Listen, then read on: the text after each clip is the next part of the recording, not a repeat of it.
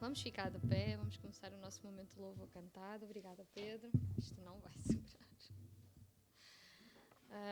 Antes de nós começarmos com a primeira música, vamos todos ler juntos o Salmo 150. Vai ser projetado também na versão Almeida século XXI. Acho que sim. Enquanto se resolve aqui o problema do microfone, vamos ler todos juntos em uníssono. Aleluia! Louvai a Deus no seu santuário. Louvai-o no firmamento, obra do seu poder. Louvai-o por seus atos poderosos. Louvai-o segundo a excelência da sua grandeza. Louvai-o ao som da trombeta. Louvai-o com saltérios e harpas. Louvai-o com danças e tamborins. Louvai-o com instrumentos de cordas e com flautas. Louvai-o com símbolos sonoros. Louvai-o com símbolos retumbantes. Todo ser que respira, louve ao Senhor. Aleluia. Hoje nós viemos aqui também para dar nosso louvor ao Senhor cantando. Nós podemos fazê-lo na nossa vida de várias formas, mas agora é o momento de juntos, como igreja, louvarmos a Deus. Então nós somos o povo de Deus aqui reunido para isso. Então vamos cantar exatamente É Teu Povo.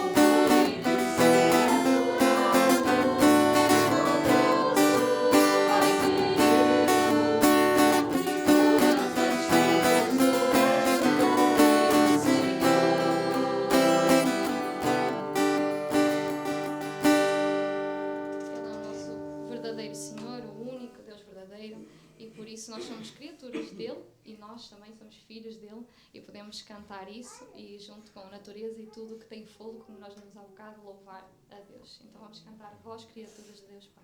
Aleluia.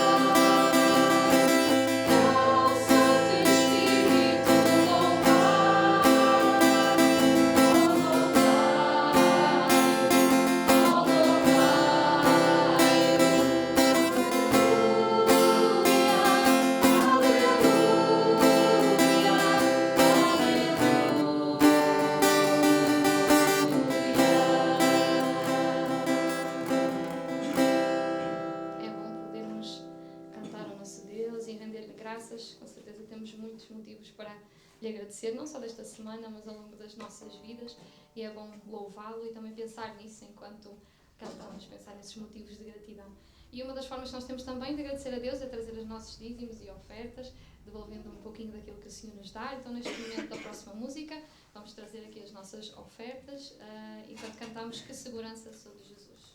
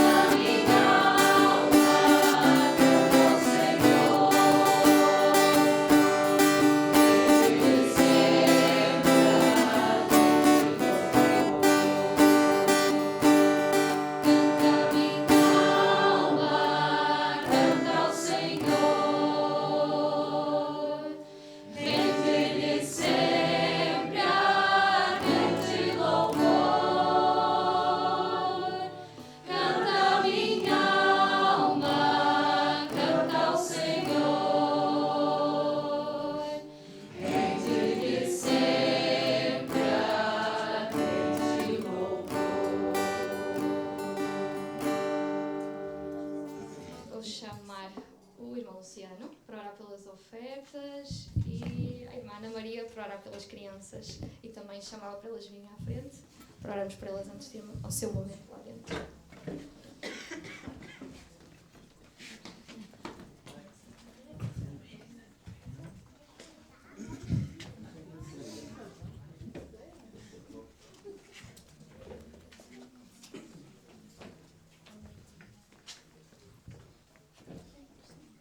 Oremos. Senhor Deus e Pai, te agradecemos por este dia agradável, Senhor, que Tu nos concedeste estar na Tua casa para Te louvar e bendizer o Teu nome. Te colocamos à Tua frente esses dízimos e ofertas que foram trazidas pelos teus filhos, que estes recursos, Senhor, possam ser geridos da melhor forma para a tua causa aqui na terra, Senhor. Que eles possam ser bem administrados e também, Senhor, conceda aos teus filhos trabalho e provendo toda a necessidade que for necessária. Te agradecemos pela vida de cada um aqui, que tu continues nos concedendo trabalho para a provisão das nossas necessidades, Senhor. Perdoa nossas faltas, continua nos orientando e que tu nos possa abençoar neste culto dessa manhã. É o que pedimos e agradecemos no nome do teu Filho Jesus. Amém, Pai.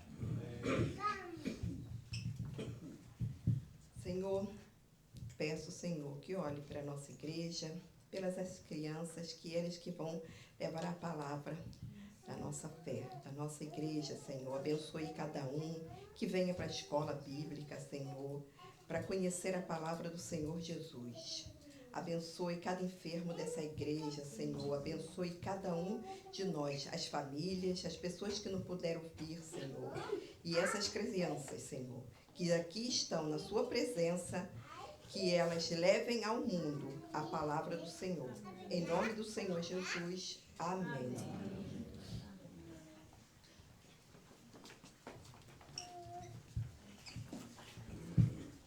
Chamo neste momento o pastor Silvio Simões para vir aqui à frente. Ele será o pregador desta manhã.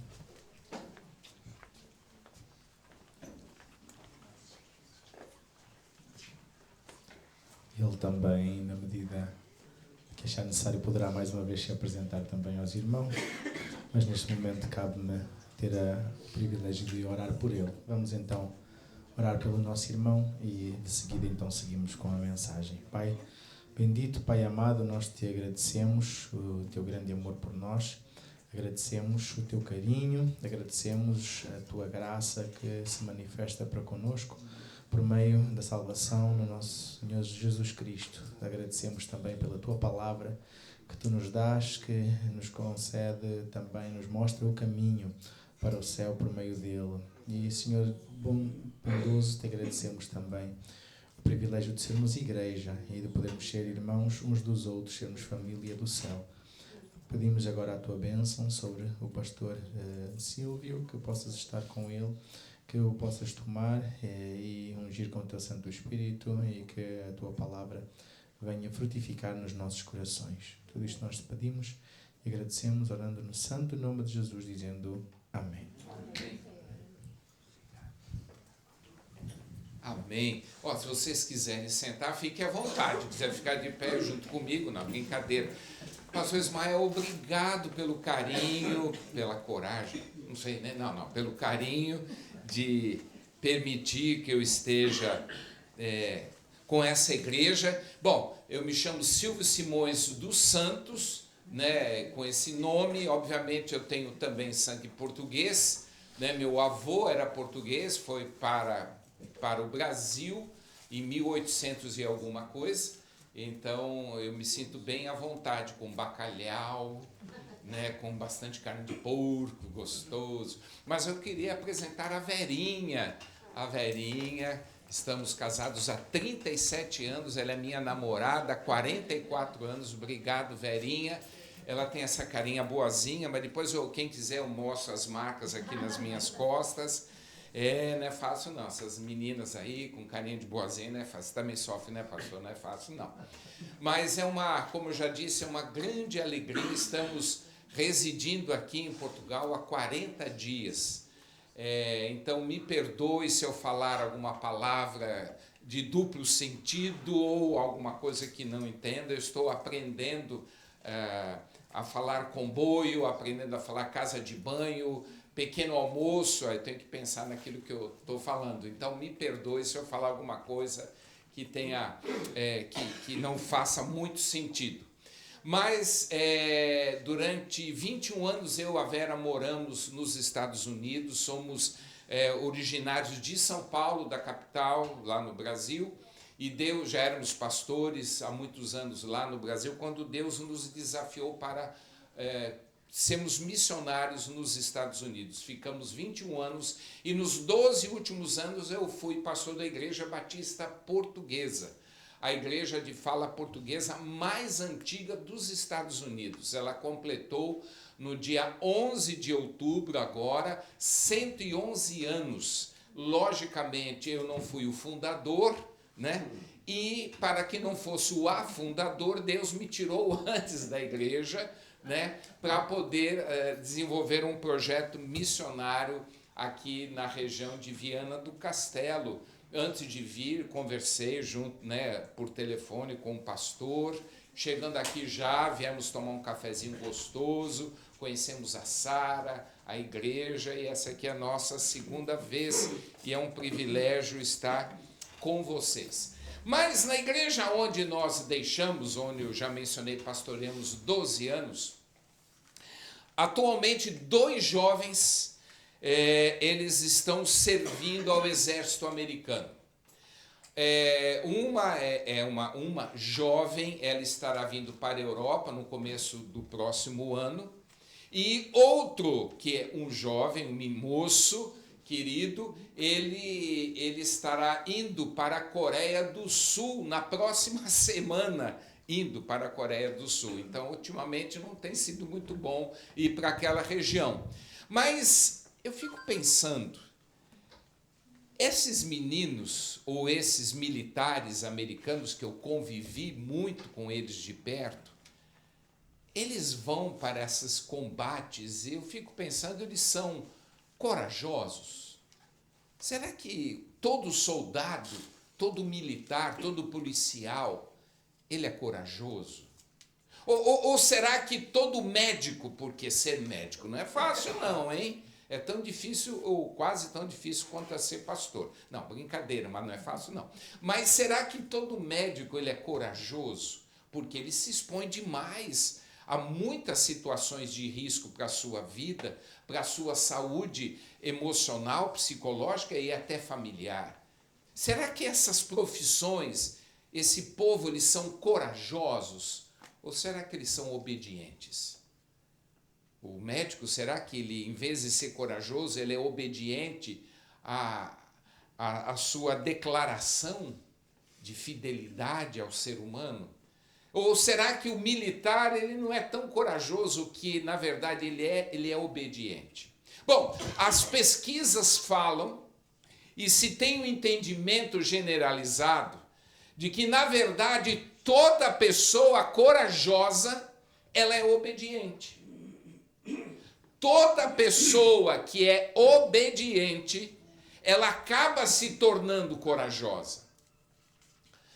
A coragem, ninguém é corajoso. Se eu perguntar para as mamães, quantas mamães aqui temos? Vovós também?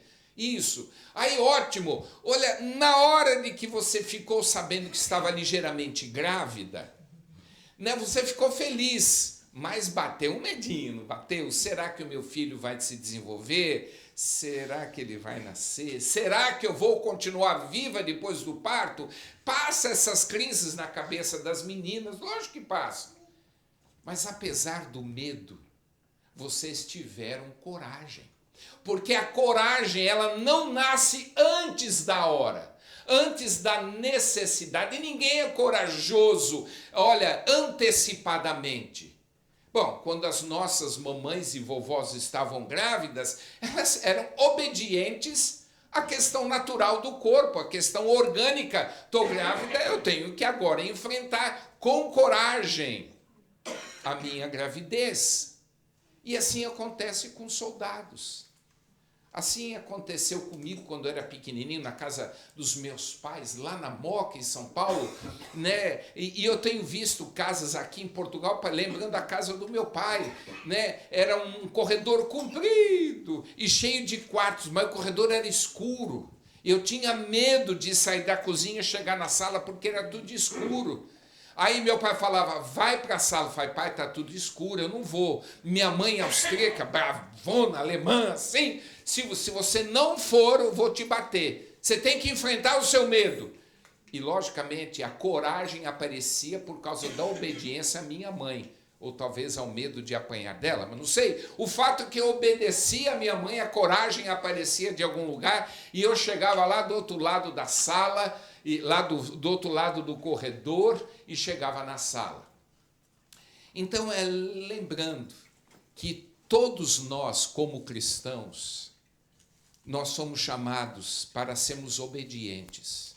Não importa se fomos jovens, não importa se fomos idosos, todos nós aqui, todos nós que assistiremos o culto ou estamos assistindo em algum lugar do mundo, todo cristão que se chama de cristão, que teve a experiência com Jesus, não é chamado para ser corajoso e nem pode ter a coragem necessária para enfrentar os problemas, mas tem que ter o princípio da obediência.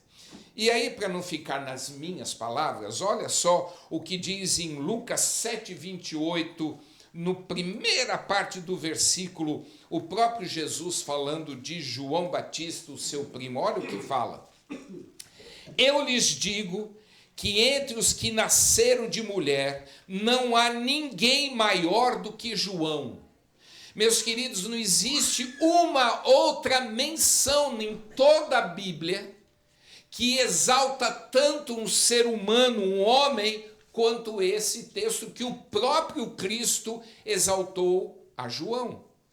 Eu lhes digo que entre os que nasceram de mulher, não há ninguém maior do que João. Olha, lembrando que é o tal do João Batista, esse aqui é o João Batista, mas o nome dele era João. E foi acrescentado o apelido de Batista porque ele batizava. Ele batizava porque ele falava do arrependimento. Olha, se vocês não se arrependerem do pecado, olha, vocês vão se ver com Deus. Vocês vão para o inferno, se arrependam.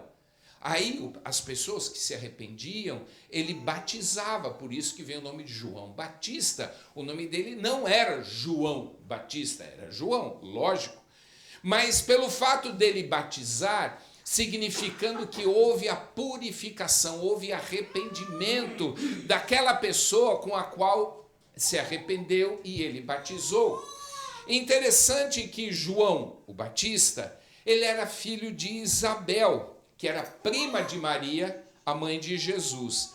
Ela era uma senhora idosa e estéril.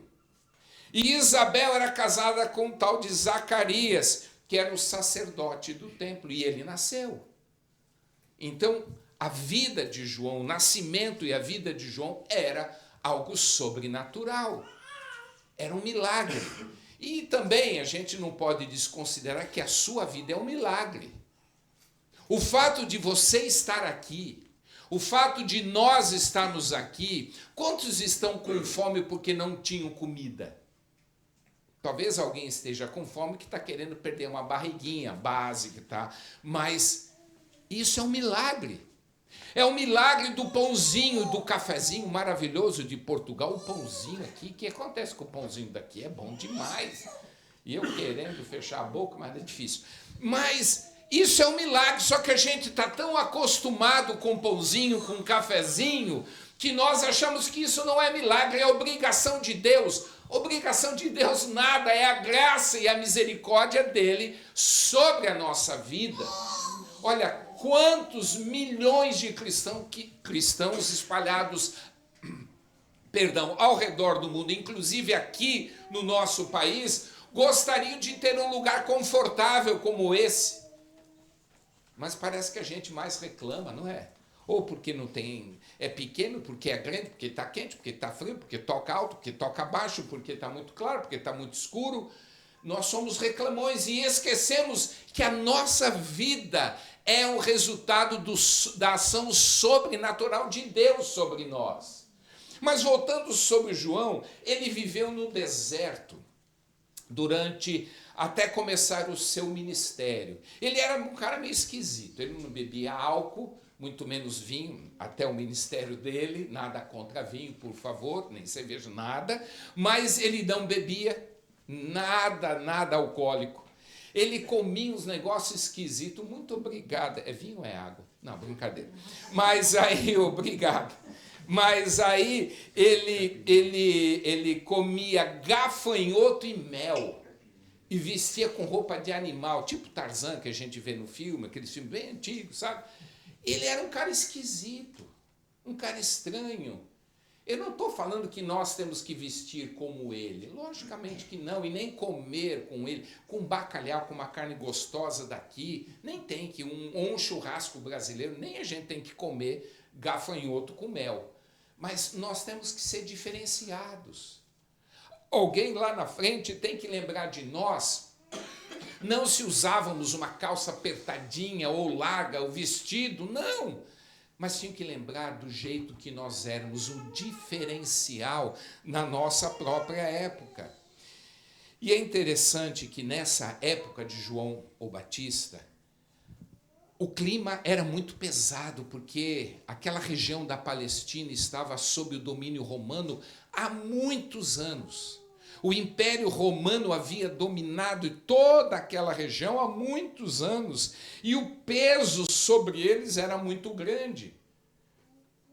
E parece que a gente reclama, né? Parece que a gente não tem a liberdade que tem, seja aqui em nosso Portugal, seja lá nos Estados Unidos, na região de Boston, ou seja com o novo presidente Trump, ou seja no Brasil. Parece que nós não temos a liberdade e parece que a gente vive uma vida sem graça. E não usufrui a liberdade que João Batista não tinha. Ele pregava o arrependimento debaixo de um peso do Império Romano, debaixo de um peso do judaísmo, e nós não temos nada disso, e às vezes a gente nem vive o Evangelho, e às vezes a gente nem prega o Evangelho. Bom, mas dito tudo isso, a pergunta que me deixa pensativo, que eu queria compartilhar com vocês: por que João Batista ele foi o único homem a ser reconhecido por Jesus da forma que foi? Por quê? Ele era corajoso para vestir uma roupa de animal, comer mel, comer gafanhoto? Não, ele não era uma pessoa corajosa. Então, a primeira coisa a refletir é que, em obediência, João ele não se dobrava às dificuldades. João Batista, o Batista, diante das lutas, diante das opressões, diante das circunstâncias, ele não se dobrava, porque ele sabia da responsabilidade. Ele experimentava a responsabilidade de que ele estaria precedendo o seu primo, muito mais do que seu primo, o Salvador, o próprio Cristo. Por isso que ele não se dobrava diante das dificuldades. E uma coisa interessante é que, de alguma maneira, nós estamos exatamente vivendo algo semelhante a João. Porque nós, como cristãos, ditos cristãos, nós estamos precedendo a vinda de Jesus. E nós, por muito menos do que João, temos nos dobrado diante de ofertas. Lá do país, lá dos Estados Unidos, da onde a gente vem, nós vimos claramente, entre o povo brasileiro e outras culturas, que o maior desafio de viver nos Estados Unidos é ser na terra do ter. Porque lá nos Estados Unidos, como para muitas culturas, Portugal também é um país de oportunidades. Mas são tantas oportunidades que nós deixamos de ser bons pais, de sermos bons maridos, boas esposas, bons cristãos para ter alguma coisa. E nos esquecemos que nós estamos antecedendo a vinda de Jesus. E que se nós não vivemos o Evangelho, se nós não falarmos do Evangelho, se nós continuarmos a nos dobrar diante do ter, jamais pessoas se dobrarão diante de Cristo, porque muitas vezes nós estamos nos dobrando diante do ter ou de oportunidades de vivermos o nosso próprio prazer. E é interessante que, em obediência, ele não se dobrava às dificuldades. João, o Batista, ele preferiu morrer a conviver com o pecado de Herodes. Herodes era o rei, era o bambambam, era o chefe. Olha, escute só o que diz Mateus 14:4. João tinha dito diversas vezes a Herodes, ao chefe, ao rei: você não pode viver com a esposa do seu irmão, você não pode viver com a sua cunhada, pois isto é errado. João o Batista, ele respeitosamente, ele falava do que era pecado e alertava as pessoas do erro. Muitas vezes nós negociamos com aquilo que é certo e com os conceitos bíblicos, mas a gente percebe que João Batista foi enaltecido pelo próprio Jesus, porque ele, em obediência, não se dobrava às dificuldades. Uma outra reflexão que eu faço é que, sobre João o Batista, é que em obediência ele não se dobrava ao poder. João Batista, ele era insubornável. Podia dar dinheiro, podia oferecer sexo livre, podia oferecer a ele poder que ele quisesse. Ele não se dobrava diante do poder. E muitas vezes nós vemos pessoas com muito dinheiro no bolso, com muito poder, servindo a Jesus de uma maneira humilde. E outras vezes vemos pessoas que ganham um pouquinho a mais de euro e já se tornam insuportáveis no relacionamento. Oprimem a esposa, oprimem o marido, oprimem os filhos, oprime a igreja, oprime todo mundo que está ao seu redor. Mas a gente vê que João Batista não era assim. Ele mantinha a prática do seu chamado dentro da corte, dentro do poder ou fora. Na rua, ele sabia do seu chamado. Diante daqueles que tinham dinheiro e autoridade, ele também mantinha a sua postura. Olha o que diz, escute o que diz Mateus 14:10. Eu quero que o Senhor me dê a cabeça de João Batista no prato. Porque João, ele acusou Herodes de se relacionar com a cunhada. Mas Herodias, a tal da cunhada, pediu a Herodes, o rei, a cabeça de João. Queridos, parece que nós temos medo de sermos obedientes, sendo que a obediência bíblica deveria gerar em nós coragem. Coragem de falar não para uma oferta sexual que não agrada a Deus, seja para quem é casado ou para quem é solteiro. Parece que hoje em dia falar sobre virgindade, parece que a gente está errado em falar e ensinar os filhos a serem virgens. Parece que hoje em dia, em falar em ser honesto, parece que a gente que está errado. E até gente dentro da igreja. Parece que você receber, porque aqui tem muita moedinha, né? Parece que você receber um troco errado e voltar a devolver 20 cêntimos, né? É isso? 20 cêntimos. Parece que você é bobo.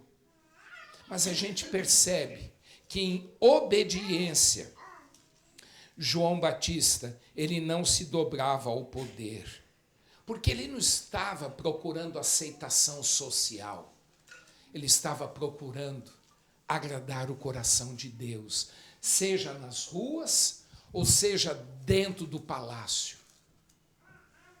E é tão triste quando a gente vê que Deus tirou alguns crentes das ruas, lhe colocou dentro do poder, seja político, financeiro, empresarial, e essa pessoa, em vez de brilhar Jesus, ela acaba estando mais preocupada com o seu bolso, em agradar aqueles que estão no poder, para manter-se no poder.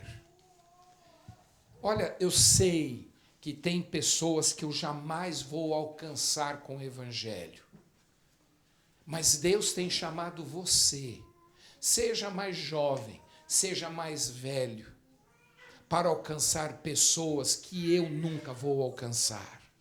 Pessoas nas ruas, pessoas de idade mais jovem ou mais velhos, pessoas de muito poder financeiro ou outras que são iletradas, que nunca aprenderam a ler e escrever. Mas Deus tem colocado sobre nós, sobre você, a responsabilidade, da onde Ele te colocar, de falar de Jesus, aquele que você serve. Um outro ponto que rapidamente eu queria abordar sobre João o Batista é que, em obediência, ele sabia que foi preparado por Deus para um propósito. Olha, deixa eu só falar para você que não é português. Você que é imigrante de qualquer país do resto do mundo. Você não está em Portugal para ganhar dinheiro. Deus não te trouxe para cá para ter mais segurança. Deus não trouxe para cá para você criar e se aproveitar, às vezes sugar daquilo que o país chamado Portugal oferece para o imigrante. Você, assim como eu, que somos imigrantes nesse lindo país, Deus chamou você com um propósito. E o propósito não é encher o bolso, mas é encher o céu de gente salva. É de saquear o inferno com a sua vida cristã, com as suas palavras bíblicas, para levar gente lá para o céu, para a eternidade. Não se engane. E você que é português, Deus tem um propósito para a sua vida. Diante dos imigrantes que trabalham, ou que moram, ou até que congregam aqui na igreja com você, é para você ser bênção, ser um instrumento de salvação para qualquer idioma, para qualquer etnia do resto do mundo. Conversando com alguém hoje aqui no cafezinho maravilhoso, hein? Uma irmã falou o seguinte: olha, aqui está vindo imigrantes do mundo todo. Isso é maravilhoso. É uma oportunidade rica para a nossa igreja. É uma oportunidade rica para o reino de Deus. Não precisamos ir, porque eles estão vindo. Não precisamos ir lá nos muçulmanos na Arábia, porque eles estão aqui do nosso lado. Por isso, assim como João, entenda o propósito de Deus para a sua vida. Não é ganhar dinheiro, não é somente ter uma vida confortável como morador aqui de Portugal, legítimo ou como imigrante, mas é para aproveitar esse momento da história da humanidade aqui no nosso país, para que o reino de Deus se expanda a partir aqui da nossa igreja. É interessante que escute só que Isaías 43 fala que mais ou menos 500 anos antes da vinda de João Batista, uma voz clama uma voz clama no deserto: preparem um caminho para o Senhor, façam no deserto um caminho reto para o nosso Deus. Era uma profecia 500 anos antes, mais ou menos, sobre João. E olha, tem muita gente que hoje está com Jesus, ou que ainda está orando pela nossa igreja aqui, que está orando por você sem saber o seu nome. Tem muitos cristãos que estão orando para que Deus use você aqui, a partir de Viana do Castelo. Assim como Deus profetizou através de Isaías. Tem muita gente que ora para que uma igreja, para que portugueses, brasileiros e de outras etnias possam, a partir de Viana do Castelo, ganhar vidas para Jesus Cristo. E, finalmente, a última reflexão, porque alguém está com fome? Será que só eu que estou com fome?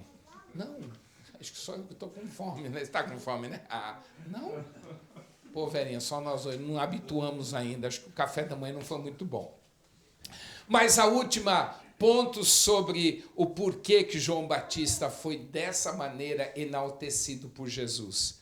Por sua obediência, pela obediência de João Batista, ele foi simplesmente enaltecido por Jesus. Esse é o motivo, porque ele era o João Batista. Você não precisa ser Billy Graham. Você não precisa ser pastor Ismael. Muito menos ser o Silvio. Você tem que ser você mesmo. Porque dentro de você Deus concentrou valores que não deu a mim nem ao pastor. Você tem qualidades que Deus deu a você e que Ele vai cobrar de você e de mim também e do pastor. Mas Deus quer enaltecer você por você ser quem você é e porque você tem a essência do Evangelho, porque dentro de você habita o Espírito Santo, porque um dia você se arrependeu dos seus pecados e pediu para que Jesus seja o Senhor da sua vida. E querendo ou não, você já se matriculou no campo missionário. Deus não perguntou, você vai ser missionário? Não. Quem entrega a vida a Jesus Cristo e tem Jesus como Senhor da sua vida, se tornou missionário e ponto final. Não tem discussão. Se não somos, tem alguma coisa errada com a gente e não com o plano de Deus. Mas muitos profetas já haviam apontado para o Messias que havia de vir. Dezenas de profecias falando sobre o Cristo que viria. Havia expectativa dos judeus, da cultura, que viria um dia aquele que ia libertar os judeus da opressão romana. Mas muito mais do que isso. Havia expectativa de que haveria aquele que estaria livrando a gente do pecado. Mas o bacana é que Deus escolheu uma pessoa comum, para mim muito esquisito, alguém que come gafanhoto. Aliás, uma das viagens missionárias foi comer gafanhoto. Já tivemos na China, no Nepal, Camboja, vários lugares estranhos, Índia e outros lugares menos estranhos, tipo Portugal, não, brincadeira. Outros lugares menos estranhos, Chile e tal, né, servindo a Jesus.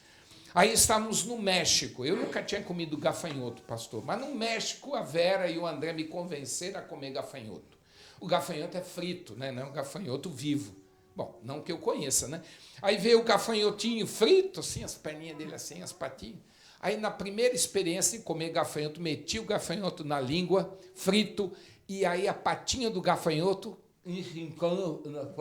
na ponta da língua. Aí você foi mais esquisito, aí comi o gafanhoto, mas ficou assim, a patinha dele na ponta da língua, né? Então imagine ele comendo um monte de gafanhoto, né? Rec, e comendo mel. Imagine o intestino do menino como é que ficava, vestindo, né, a roupinha básica, o modelito, sei lá de que animal. Ele era esquisito. Mas eu também sou muito esquisito. Eu só não uso roupa de animal e tentei comer gafanhoto, mas não como mais. E o mel de vez em quando. Eu também sou esquisito. Mas o bonito é de que o Senhor escolheu alguém tão esquisito como eu, que foi João Batista, para poder batizar o próprio Cristo, para poder preceder a vinda do Salvador. E parece que a história volta. O Senhor escolheu você e a mim, dos quais eu sou o mais esquisito daqui. Mas Deus escolheu gente esquisita, gente mais menos alta, mais baixa, fala estranho, fala menos estranho, fala demais, fala de menos. Gente mais gordinha, gente mais magrinha, gente assim com uma abundância de cabelo, outros cabeludos que criam inveja na gente. Mas parece que a história volta. Volta para que ele quer usar pessoas esquisitas, mas que tenham um coração disposto de servir. Talvez um dia alguém, se o meu neto, se o nosso neto, o Apolo, de 1 ano e 4 meses, lembrar, olha, eu tive um avô e uma avó que eram esquisitos, me deixaram, quando eu tinha 1 ano, para servir a Jesus. Para mim já está bom, de ser enaltecido, lembrado pelo nosso neto, de que nós investimos a nossa vida em Jesus. Agora imagine João, o próprio Jesus enalteceu a ele. Feche um pouquinho os seus olhos, por gentileza. Olha, a sua obediência à Escritura, às Escrituras, a sua obediência a Jesus, ela tem sido conhecida no céu? Ela tem sido, de que forma ela tem sido conhecida no próprio inferno? Eu não sei se amanhã ou ainda hoje o inferno vai bater palma para a sua obediência. Quanto a mim, eu luto contra a minha vontade, a minha carne, para que sejam os anjos que batam palmas, se assim fosse possível, para a minha obediência a Jesus. E acredite, assim como João Batista foi brutalmente assassinado por causa da obediência, nós temos que todos os dias, muitas vezes, morrer brutalmente para o nosso pecado, para a nossa vontade. Não precisamos de coragem, precisamos de obediência. Precisamos de mais gente que obedeça a Jesus. Não espere coragem para servir a Jesus, não espere coragem para falar de Cristo. Apenas fale, apenas viva, porque a coragem virá depois. Pai amado, muito obrigado, Pai, por esta palavra, lá se referindo a João Batista. Muito obrigado pela vida dele, muito obrigado, porque nós temos, através da tua palavra, uma referência. Um homem comum, um homem que tinha as suas dores, os seus medos, mas assim como nós, foi um homem que foi desafiado a viver e a pregar Jesus. Senhor, ajuda-nos a viver da mesma maneira, que nós sejamos obedientes à tua vontade, que nós sejamos obedientes ao Senhor e à tua vontade acima de qualquer circunstância, acima de qualquer autoridade, e que venhamos viver uma vida de santidade, de obediência, e esperando no Senhor que sejamos lembrados, não pelo dinheiro, nem pela capacidade intelectual, por nada, mas sermos lembrados como João foi, como homens e mulheres que serviram a Jesus até o final. Nós oramos no nome do nosso Salvador. Amém e amém. Obrigado, queridos pastor, muito obrigado.